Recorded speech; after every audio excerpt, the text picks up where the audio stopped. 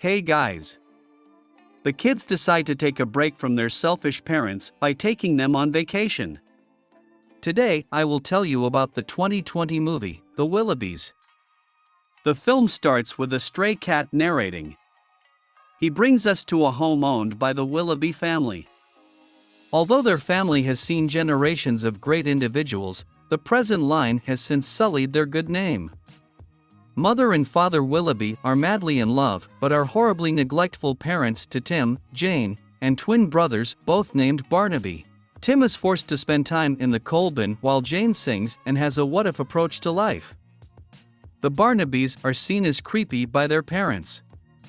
They don't even bother to feed their kids, which forces Jane and the Barnabys to sneak into the dining room and grab dinner while Tim talks to Mother and Father.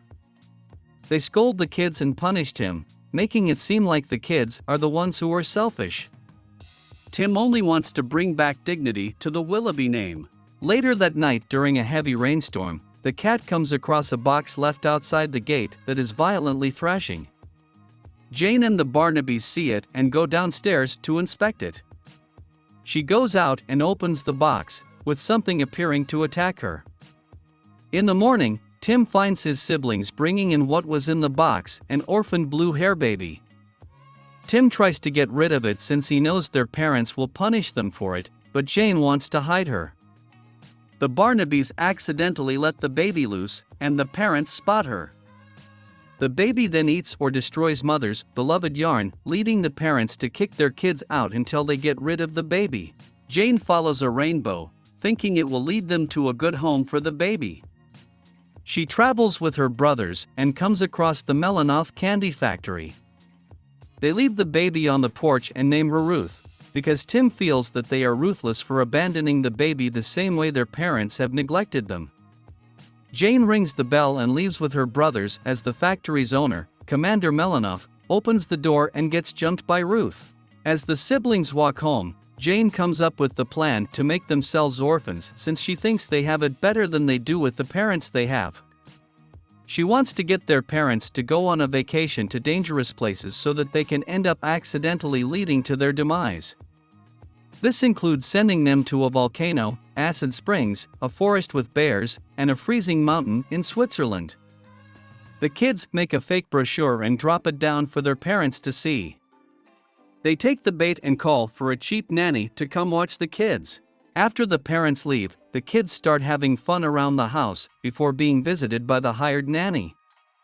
Jane and the Barnabys take to her quickly since she admires the twins' inventiveness and also likes to sing with Jane. However, Tim is less accepting since he wanted to be in charge of his siblings. Nanny feeds the kids oats, but Tim misbehaves and is about to be sent to a timeout before Nanny learns that they have been put in the coal bin. It also leads to her finding out that the kids took Ruth to Melanoff's, which upsets Nanny. Nanny takes the kids to Melanoff's to check on Ruth. Although Nanny tries to take Ruth, Commander Melanoff has quickly come to love Ruth and wants to keep her. Ruth then goes loose around the factory and eats a bunch of candy, causing her to puke a rainbow.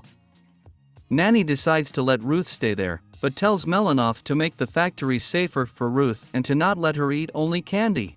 Mother and Father enjoy their vacation, even though their tour guides end up suffering gruesome fates thanks to them getting in the way and forcing them into the path of danger. As they are riding across a river, they find that they must cut their trip short since they are broke. Their guide tells them they can sell their old-fashioned house for a lot of money. Mother and Father call Nanny to inform them of their plans. The tour guide also ends up devoured by piranhas.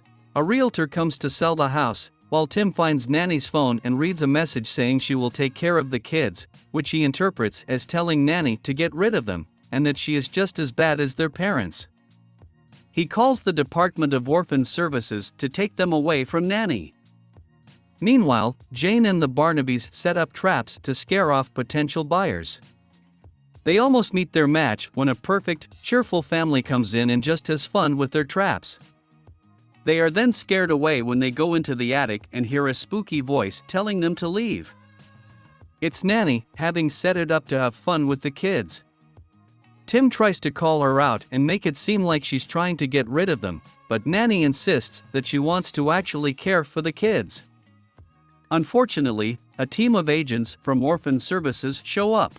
They recognize Nanny as a former orphan named Linda, and they play Tim's message calling them, where he lies about him and his siblings being orphans and that their nanny is bad. The agents make Nanny leave and they take the kids to separate families, but not before Jane blames Tim for all this. The Barnabys are sent to a family who keep them occupied with TV and the internet, while Jane is left with music-loving hippies, but she is still depressed from everything. Tim has made continuous escapes from foster families and is now left in a cell at Orphan Services. He tries to run back home but finds it getting demolished. Linda starts to leave on a bus out of town until the cat slides down on Tim's plaited hat down the roof.